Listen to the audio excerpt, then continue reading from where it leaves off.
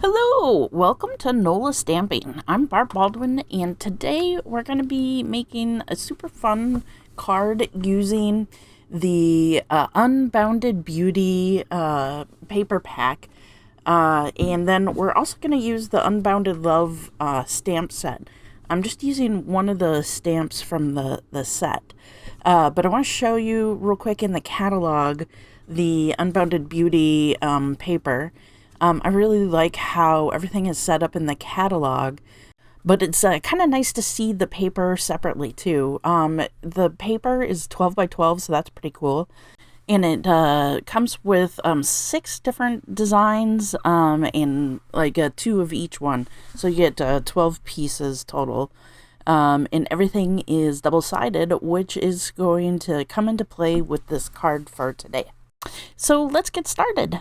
So for the stamping portion, there's very little, and it is a little tiny 1 3/4 inch by 1 3/4 inch basic white square.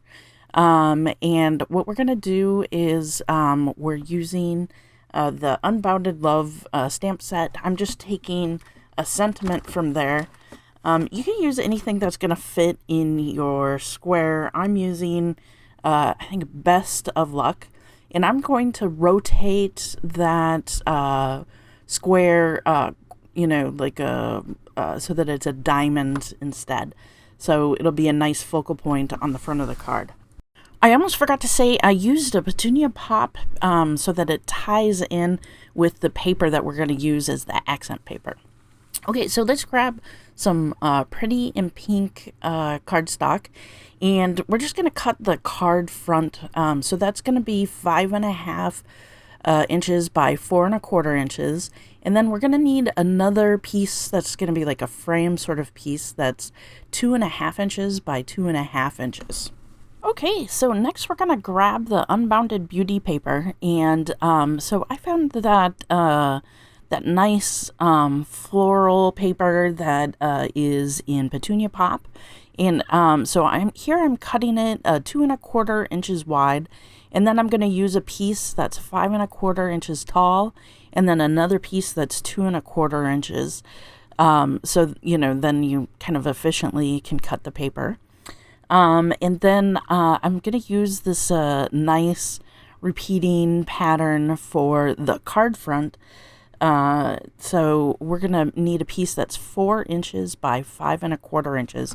So that'll give it a nice frame all the way across, around the card in that pretty in pink paper. And then here's the magic of the card. So we're going to want to cut 2 inches into the halfway point. So 2 inches up from each side on the top and the bottom. So it'll still be it'll be sliced, but then it'll still be connected in the center. So then we're going to take that piece, and you see how it's got the cool back on it, and I want that to show through. So I'm just taking a bone folder, and I'm going to just fold back the little bits, and I'm trying to make the folds as even as possible. So when I fold it on the other side, I'm trying to match that same fold. You don't have to worry too much about that point where the folds start, like halfway through the card, because that'll be covered up, but you just sort of want the flaps to show through. So then we're going to grab that piece of 2 1/4 by 5 1/4 inch, and that should be the same width as that area that's left open underneath the flaps.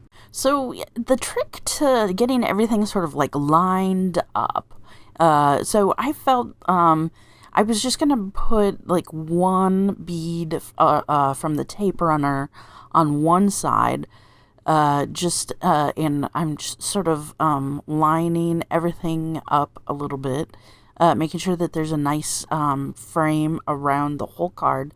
And then that way I can lift up that part, and I'm going to add the tape adhesive to that Petunia pop part.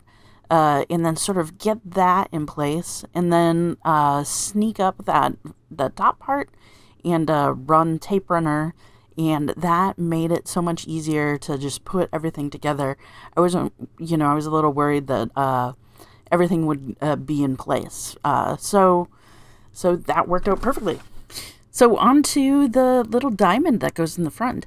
So I put everything down flat because my idea was to pop up that whole little cluster up a little bit off of the background of the card base.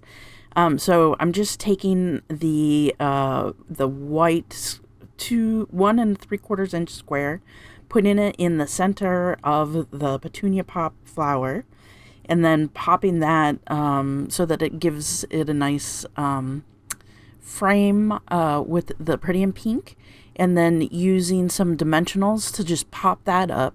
And then I just sort of found the center, where the little flaps start. So you just want to cover up that little bit right there. So all that's really left is to add it onto the card base and embellish it. So I have a tried and true method for putting the card base fronts on. I just like to add some of the tape runner on the back of the whole shebang, and then you just line up on a flat surface, and then just sort of line it up in the middle with your hands on the two edges, and then push everything down, and everything will be flat, and there won't be any little bits showing through of the card base. So I'm going to take my pick tool, and I have the rounded edge on one side, and I just thought that I would go ahead and just sort of push the enamel dots. It's been hot here, so my craft room's been getting a little hot, and I just wanted to make sure that they would come off easy, especially with the little pickup tool on the other side. So I'm putting 2 on each bottom part and then 1 on the top, and then and those were in Petunia Pop. And then in the Pretty in Pink, I'm just going to grab 3 little ones and put them in the bottom of the diamond. And I think that with how busy the rest of the card is, that it's a really great idea to leave that 1 3/4 inch square just a little bit plain so that the sentiment shines through. Well, thanks for making the card with me. I hope it inspires you to make it or make it your own. And don't forget to stay crafty.